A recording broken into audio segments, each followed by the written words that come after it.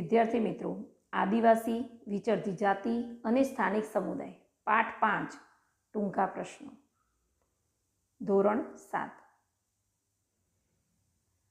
પ્રશ્ન નંબર 1. પ્રત્યેક જનજાતિના સભ્યો કઈ પ્રથાથી એકબીજા સાથે જોડાયેલા હતા? તો પ્રત્યેક જનજાતિના સભ્યો કબીલાઈ પ્રથાથી એકબીજા સાથે જોડાયેલા હતા. 2. જનજાતિના લોકો પોતાનું જીવન કેવી રીતે જીવતા હતા? તો જવાબ, જનજાતિના લોકો પોતાનું જીવન શિકારી, પશુપાલક તરીકે તો થોડે ઘણે અંશે ખેતી દ્વારા જીવતા હતા. 3. જનજાતિના લોકોના ઘરો શાનાથી બનેલા હતા? તો જવાબ, જનજાતિ લોકોના ઘરો પ્રાકૃતિક સંસાધનોથી બનેલા હતા. 4. વિચરતી વિમુક્ત જાતિ તરીકે કોને ઓળખીએ છીએ? તો કેટલીક જાતિઓ એક જગ્યાએથી બીજી જગ્યાએ ભટકતી રહેતી હતી, જેને આપણે વિચરતી વિમુક્ત જાતિ તરીકે ઓળખીએ છીએ. હવે 5. જનજાતિના લોકો શાના પર સંયુક્ત રીતે નિયંત્રણ રાખતા? તો જવાબ, જનજાતિના લોકો જમીન અને જમીન પેદાશો પર નિયંત્રણ રાખતા. 6. આદિવાસી કે જનજાતિ પ્રજા શાનું રક્ષણ કરતી હતી? જવાબ, આદિવાસી કે જનજાતિ પ્રજા પોતાના સમૃદ્ધ રીતિ રિવાજોનું અને મૌખિક પરંપરાઓનું રક્ષણ કરતી હતી. 7. 13મી 14મી સદીમાં કઈ જાતિ મુખ્ય હતી? તો 13મી 14મી સદી દરમિયાન પંજાબમાં ખોખર જનજાતિ અને ગખ્ખર જનજાતિ મુખ્ય હતી. હવે 8. અકબરે કોને મનસબદાર બનાવ્યા હતા? તો જવાબ, અકબરે કમાલખા ખખ્ખરને મનસબદાર બનાવ્યા હતા. 9. મોગલો પહેલા મુલતાન અને સિંધમાં કોનું આધિપત્ય હતું?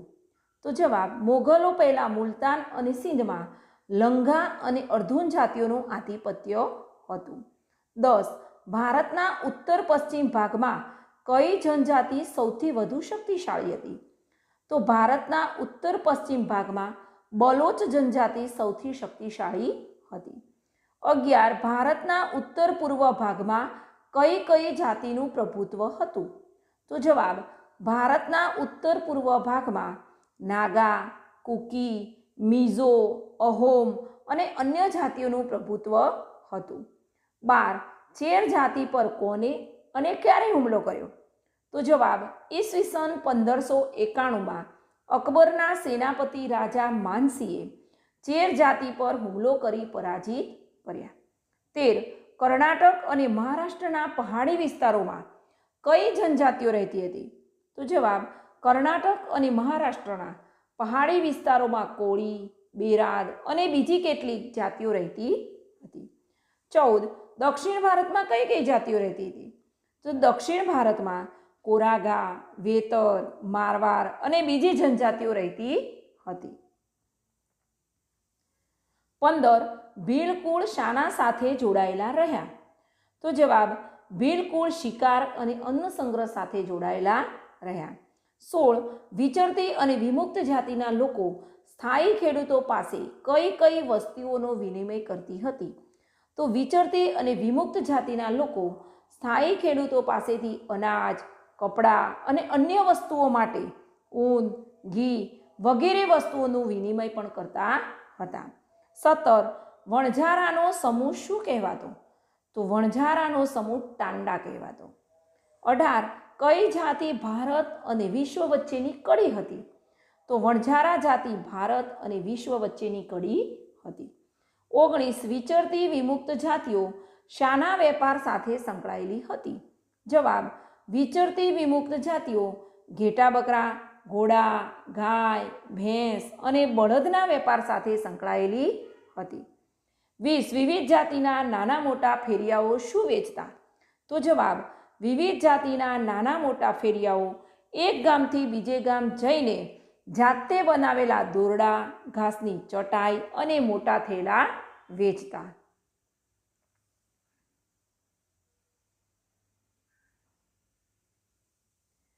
21. ગુજરાતમાં કઈ કઈ વિચરતી વિમુક્ત જાતિઓ જોવા મળે છે?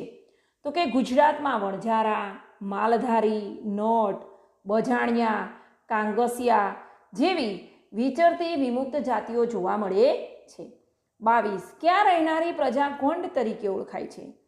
કે ભારતના ગોંડવાના નામના વિશાળ વન પ્રદેશમાં રહેનારી પ્રજા ગોંડ તરીકે ઓળખાય છે.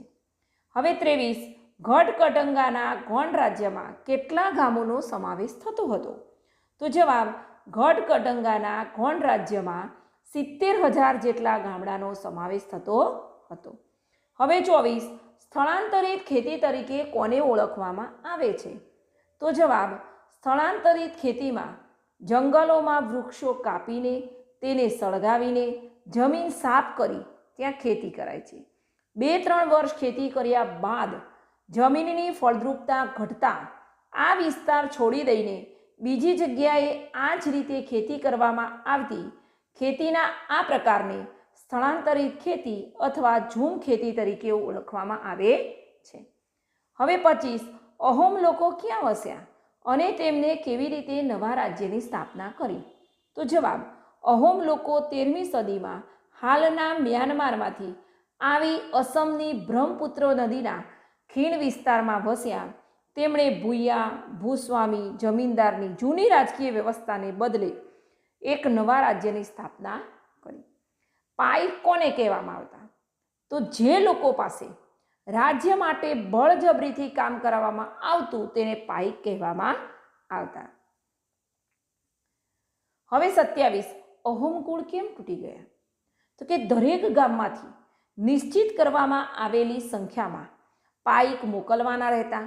વસ્તી ગણતરીને આધારે વધુ વસ્તી ધરાવતા વિસ્તારોમાં ઓછી વસ્તીવાળા વિસ્તારોમાં લોકોને ખસેડવાથી અહોમ કુલ તૂટી ગયા. હવે 28-29 ક્રમ આપવાનું ભૂલી ગયા છે, સીધો 30 છે. 30 અહોમ લોકો કોની પૂજા કરતા હતા? અહોમ લોકો જનજાતીય દેવતાઓ પ્રકૃતિના દેવતાઓની ઉપાસના કરતા હતા. 31 અહોમ સમાજની કઈ કૃતિ કઈ ભાષામાં લખવામાં આવી હતી? તો અહોમ સમાજની બુરંજી નામની ઐતિહાસિક કૃતિને પહેલાં અહોમ ભાષામાં અને પછી આસામી ભાષામાં લખવામાં આવી હતી. હવે 32 ગુજરાતમાં કઈ કઈ જગ્યાની રાજ્ય વ્યવસ્થા અને સંસ્કૃતિ વિશિષ્ટ હતી? તો ગુજરાતમાં સંતરામપુર, દેવગઢ બારિયા તેમજ ડાંગની રાજ્ય વ્યવસ્થા અને સંસ્કૃતિ વિશિષ્ટ હતી. 33 ડાંગ દરબારમાં રાજાઓને શું આપવામાં આવતું? તો જવાબ ડાંગ દરબારમાં રાજાઓને વર્ષાસન આપવામાં આવતું. 34 સરકારે વંશ પરંપરાગત સલિયાણું કોને આપવાનું નક્કી કર્યું? તો કે સરકારે ડાંગી રાજાઓ અને નાયકોને તેમના હકના બદલામાં વંશ પરંપરાગત સલિયાણું આપવાનું નક્કી કર્યું. હવે આ ટૂંકા પ્રશ્નોનો વિડીયો સાંભળવો, સમજવો, પાકો કરવાનો પ્રયત્ન કરવો અને સામાજિકની નોટમાં લખી દેવું.